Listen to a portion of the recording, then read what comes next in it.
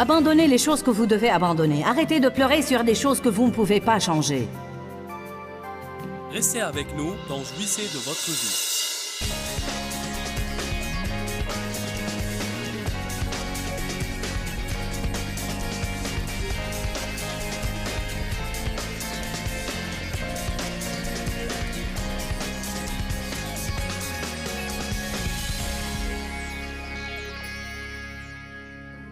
Toute chose que nous faisons sans un cœur empressé, pour un mauvais motif, et sans joie, n'apporte la vie ni à nous ni à personne d'autre et ne glorifie pas Dieu non plus. En d'autres termes, laissez-moi simplifier la chose.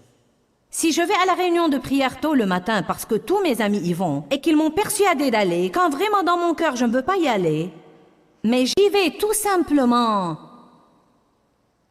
pour poser pour la galerie, ou pour qu'ils pensent que je suis spirituelle, ou pour faire partie du groupe, ou parce que j'ai peur de ce qu'ils vont penser. Alors savez-vous ce que j'ai à faire? Mon réveil sonne, et je suis comme « Oh mon Dieu, je ne veux pas me lever. Je ne veux pas aller à cette réunion, j'appréhende ça, je le déteste. » Oh! Puis vous allez vous mettre dans un coin quelque part à l'église, à plat ventre, et vous vous endormez. Formalisme, formule, règle, réglementation, faire les choses sans une bonne attitude de cœur, et Dieu fait...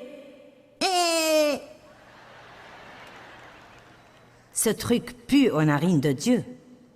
Il dit, je ne veux même pas de ton offrande si elle n'est pas volontaire, donnée avec une bonne attitude de cœur.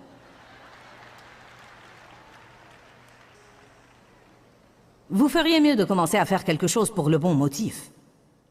Et non pas faire quelque chose car nous voulons plaire aux autres, et de peur de ce que tout le monde va penser si nous ne le faisons pas et toutes ces absurdités. Ce sont des œuvres mortes. Ayez une révélation, ce sont des œuvres mortes. Quand nous passons notre vie en faisant des œuvres mortes, cela nous apporte la mort, et voilà pourquoi nous voyons tellement de chrétiens malheureux. Les chrétiens ne sont pas supposés être malheureux. Vous en rendez-vous compte? Nous ne sommes pas supposés être malheureux.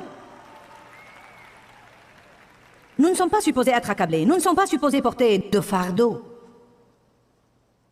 Nous sommes supposés nous sentir légers et libres, et nous décharger de nos soucis sur Dieu, et ne pas porter de fardeau. Nous sommes supposés espérer en l'avenir, savoir que notre passé a été réglé et que nos péchés peuvent être pardonnés, que nous avons été rachetés, nous avons été restaurés, nous avons été renouvelés. Nous vivons sous une nouvelle alliance. Je suis une créature nouvelle en Christ. Les choses anciennes sont passées, toutes choses sont devenues nouvelles.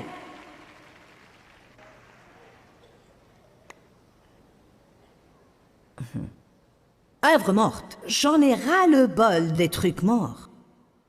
Je ne veux absolument pas m'approcher des morts. Et j'en ai assez des personnes à attitude morte qui parlent de choses mortes. Jésus est venu pour faire sortir Lazare du sépulcre, et tout ce dont il voulait parler, c'était combien il était mort, et depuis combien de temps il était mort, et combien il puait, et combien il sentait mauvais. Jésus n'avait qu'une chose à dire. « Ôtez la pierre, laissez-moi arranger ce gâchis. »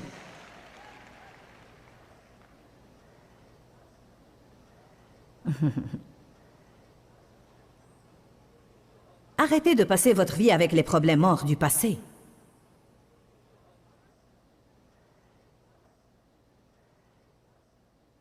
Oubliez-les. Ne touchez pas aux trucs envers lesquels vous ne pouvez plus rien faire. Abandonnez les choses que vous devez abandonner. Arrêtez de pleurer sur des choses que vous ne pouvez pas changer. Pourquoi vivre dans le passé quand vous avez un avenir ?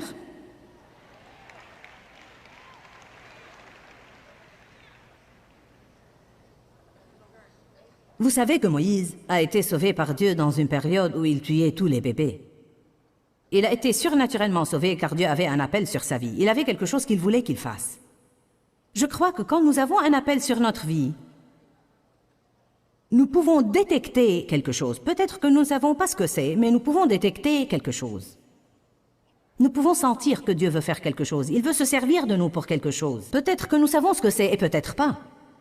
Nous pouvons sentir une préparation qui se produit, mais nous ne savons pas quelle est la chose à laquelle nous sommes en train d'être préparés. Vous savez, je traverse en ce moment une période de préparation pour quelque chose, et je ne sais même pas ce que c'est, mais je sais que Dieu est en train d'opérer divers trucs en moi. Je le sais. Ce qui arrive parfois quand Dieu vous prépare pour le niveau d'après, c'est peut-être des points sur lesquels vous avez eu une certaine victoire et vous avez eu un certain exaucement et Dieu vous protégeait. Mais peut-être qu'il y a toujours de petites faiblesses là. Dieu va reculer et enlever cette protection et laisser ces faiblesses apparaître à nouveau. C'est comme s'il secouait tout ce qui peut être secoué, car en le faisant, il vous rendra plus fort que vous ne l'étiez avant, parce que vous devez être plus fort pour pouvoir accéder au nouveau niveau. Mais beaucoup de fois, nous ne savons pas ce qui se passe, car nous pensons « Je croyais que j'avais surmonté ça. Je pensais que ce n'était plus un problème. » Vous l'avez surmonté en partie, mais vous ne l'avez pas surmonté en totalité. Vous savez quoi? Nous ne pouvons pas nous occuper à la fois de tout ce qui ne va pas en nous. Dieu doit le faire en couches et en degrés et à divers moments, petit à petit. Nous pensons toujours que nous sommes prêts avant d'être vraiment prêts. Allez maintenant. Oh, nous pensons que nous sommes prêts pour le mariage à 18 ans.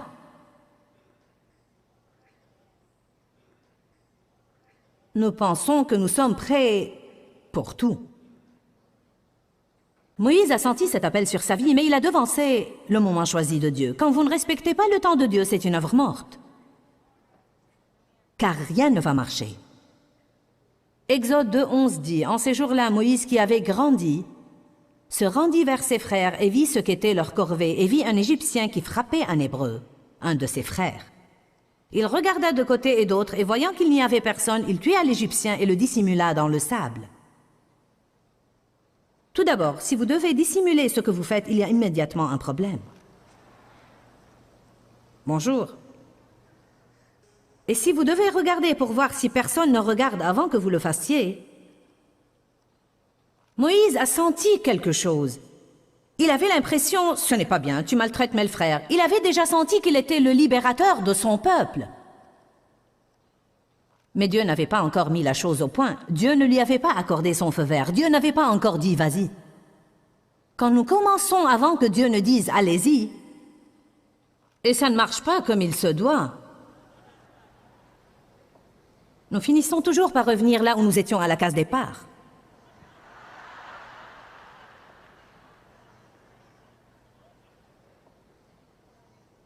Il sortit le jour suivant, et voici que 2 Hébreux se querellaient et s'empoignaient. Et il dit à l'agresseur qui avait tort, « Pourquoi frappes-tu ton prochain ?» Voyez-vous, quand nous faisons une chose nous-mêmes et qu'elle semble marcher, à ce moment-là, nous sommes lancés et nous voulons aller la faire à nouveau. Dieu ne pouvait pas tolérer cela, car Moïse avait le vent en poupe. La veille, il avait tué quelqu'un et il s'en est tiré. Aujourd'hui, il voit quelqu'un maltraiter quelqu'un d'autre et il va aller répéter la même chose.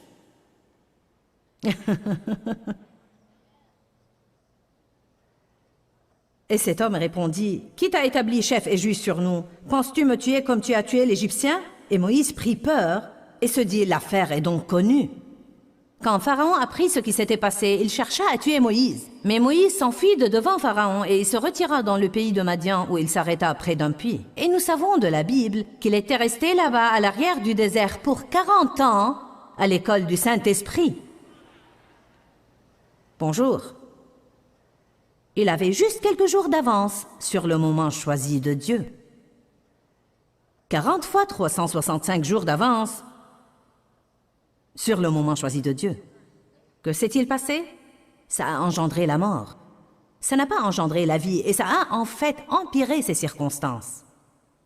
Vous savez, il y a de très grandes chances que ce n'était pas le meilleur que Dieu avait pour Moïse d'avoir à passer 40 ans à l'arrière du désert. Il est très possible qu'il aurait pu faire mieux et le faire plus vite s'il était resté dans la maison de Pharaon et s'il avait laissé Dieu s'en occuper différemment. Il aurait pu aider le peuple avec un peu plus d'argent qu'il n'avait là-bas avec les moutons. Quand nous prenons les choses en main, à ce moment-là, nous ratons le plan de Dieu. Et Dieu va toujours revenir à son point de départ si nos cœurs sont justes et s'en occupera d'une façon différente. Mais beaucoup de fois, nous obligeons Dieu à nous prendre par le chemin le plus long parce que nous ne voulons pas espérer en Dieu pour faire les choses à sa manière. J'ai dit nous obligeons Dieu à nous prendre par le chemin le plus long car nous ne voulons pas espérer en Dieu pour faire les choses à sa manière. Beaucoup d'entre vous sont supposés renoncer aux œuvres de la chair auxquelles vous vous adonnez. Vous devez retrouver votre joie, vous devez arrêter de toucher à des trucs morts et vous devez vous rendre compte que vous ne pouvez pas faire ce que Dieu peut faire. Vous devez laisser Dieu être Dieu. Amen. Vous ne pouvez pas changer tous ceux que vous essayez de changer. Nous en parlerons un peu demain. Vous ne pouvez pas vous changer. Tout ce que vous pouvez faire, c'est vouloir changer, c'est prier et crier à Dieu. Tout ce que vous pouvez faire, c'est être d'accord avec Dieu. Et quand il vous montre tout ce qui ne va pas dans votre vie, dites « Je suis d'accord avec toi, Dieu, je suis d'accord, je n'ai aucune excuse pour ça, je suis d'accord, je suis d'accord. Change-moi, Dieu, change-moi. » Oh, que faisons-nous? Nous mettons un plan. Nous essayons. Nous nous apitoyons sur nous-mêmes quand Dieu nous montre tout ce qui ne va pas en nous. Dieu n'est pas ému par ça. Vous dites, eh bien, il recueille mes larmes dans son outre. Peut-être qu'il y a une outre pour les larmes d'apitoiement sur soi-même et une autre outre pour les vraies larmes. Allez maintenant. Allez au chapitre 4, Exode 4. Alors Moïse est resté là-bas, et il est resté là-bas pour 40 ans, et il a appris beaucoup de choses. Il s'est marié, il a eu des enfants. Il a vu le buisson en flammes. Qui sait ce qui s'est passé pendant ces 40 ans? Pouvez-vous imaginer tout ce qui s'est passé là-bas pendant ces 40 ans? Que s'est-il passé avec David quand il était là-bas à garder les moutons et à écrire les psaumes? Quelles étaient les choses que Dieu avait à faire dans sa vie pour lui donner des fondations avant de pouvoir être le roi d'Israël? Quelle sorte de maîtrise de soi a-t-il fait acquérir à David pour qu'il en arrive au point où il pouvait supporter tout ce que Saul lui a fait sans jamais porter sa main sur lui, mais espérer en Dieu seul pour le faire accéder au trône? Il savait qu'il allait être roi, mais il n'a jamais essayé d'accéder au trône lui-même ou de faire en sorte que quelqu'un l'aide à accéder au trône. Il a attendu Dieu. Allez maintenant. Si vous voulez jouer une musique spéciale à l'église et si vous pensez que vous avez une bonne voix, être furieux contre tous ceux qui chantent ne va pas vous faire monter sur l'estrade. Allez maintenant. Peut-être que vous prêchez mieux que le pasteur. Mais je vous dis que ce n'est pas aussi simple que ça. Vous devez avoir du caractère et du fruit. Bonjour. Il ne suffit pas d'être éloquent. Vous devez aussi avoir une onction.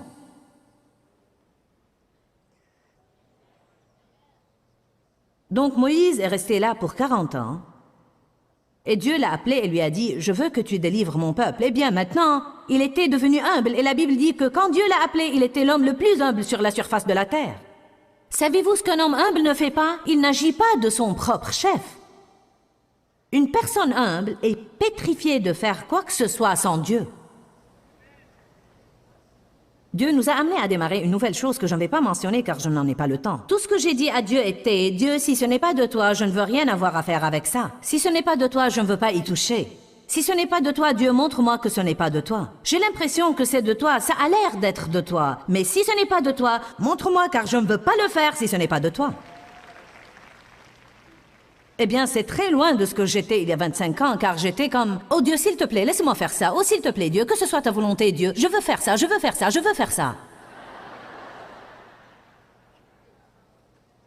En fait, à l'époque, je voulais faire tout ce que je voulais faire, et si Dieu ne voulait pas que je le fasse, j'essayais de le persuader, ou bien j'agissais comme si je ne l'avais pas entendu. Et maintenant, me voilà là, comme Moïse. Je ne veux même pas faire la moitié des choses.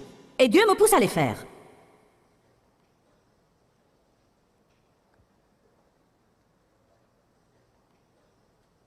Voyez, à l'époque, je manquais tellement d'assurance et je pensais que j'allais avoir beaucoup de valeur et d'importance en ayant une position dans un ministère.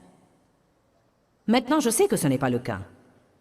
Une fois que vous avez atteint une mesure de réussite, vous n'avez pas besoin de faire quoi que ce soit pour réussir davantage. Donc vous faites ce que vous faites en obéissant strictement à Dieu, car la seule chose qui a de l'importance, c'est de faire ce que Dieu veut, car c'est le seul moyen par lequel vous pouvez avoir la paix. Puis-je vous dire un secret? Dieu va faire à son idée dans votre vie.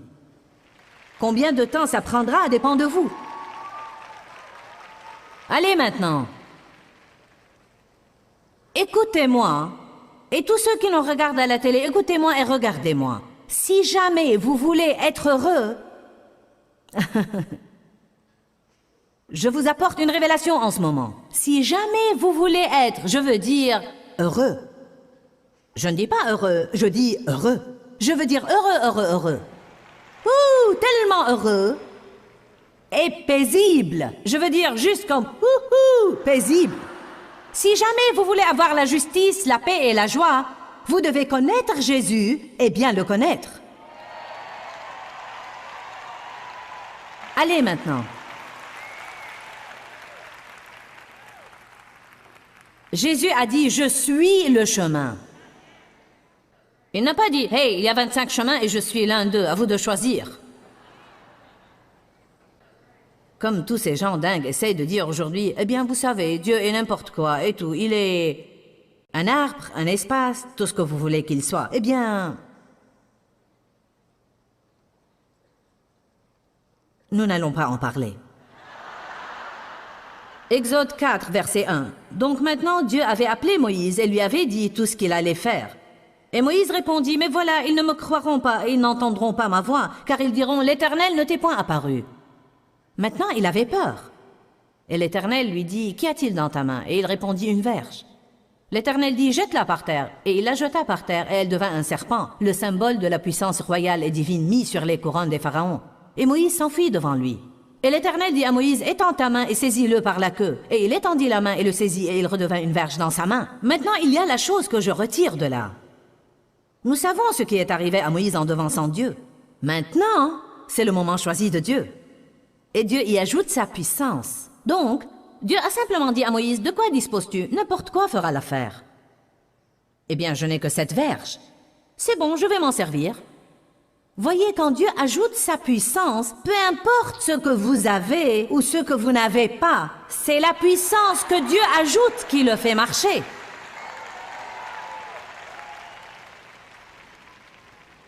Savez-vous combien ça me semble vraiment illogique d'être debout là à vous dire que mon programme télévisé atteint environ 1 milliard de personnes par jour dans les 2/3 du monde?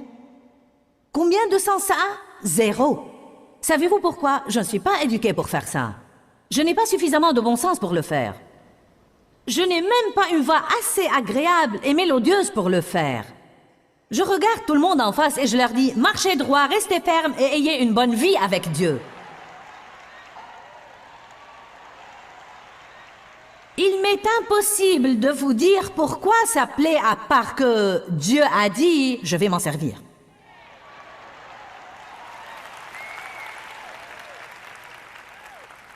Vous voyez, quand Dieu ajoute cette onction, ce n'est ni par la puissance ni par la force, mais c'est par mon esprit, dit l'Éternel. La bataille n'est pas vôtre, mais elle est mienne. Pourquoi ne pas renoncer aux œuvres de la chair, mettre de côté les trucs morts dans votre vie, vous décharger de vos soucis sur Dieu, et pourquoi ne pas commencer à jouir d'être chrétien? Eh bien, je veux me marier. En êtes-vous sûr? En êtes-vous vraiment sûr? Il y a la moitié de la salle qui souhaiterait ne pas l'avoir été.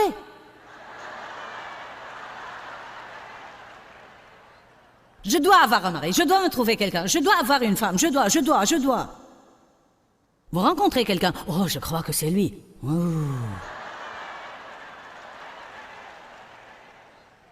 Je vais œuvrer sur ça, donc vous vous mettez sur votre 31 et vous planez. Et vous prophétisez, ainsi dit le Seigneur, nous devons nous marier. Ou bien n'importe quoi.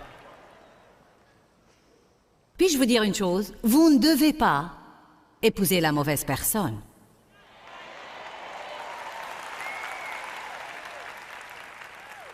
Croyez-moi, il vaut mieux rester célibataire que d'épouser la mauvaise personne. Donc, vous feriez mieux d'attendre et d'attendre jusqu'à ce que Dieu mette quelque chose au point. Vous devez dire, Dieu, je veux un lien divin. Je veux une relation surnaturelle. Je ne veux pas aller essayer de coller des choses qui ne s'accordent pas.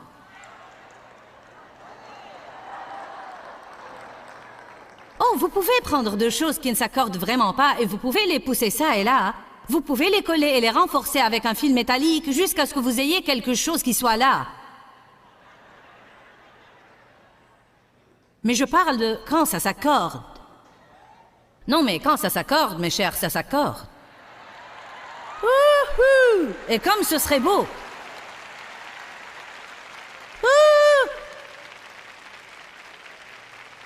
Renoncez à vos œuvres mortes et prenez des trucs qui ont une vie en eux. Lisons cette écriture dans Corinthiens, puis nous allons clôturer. 2 Corinthiens 3. Avez-vous reçu des révélations ce soir? Mais ce n'est pas tout fini, et voilà comment sont les chrétiens. On leur prêche un message et ils pensent qu'ils ont eu toute la révélation.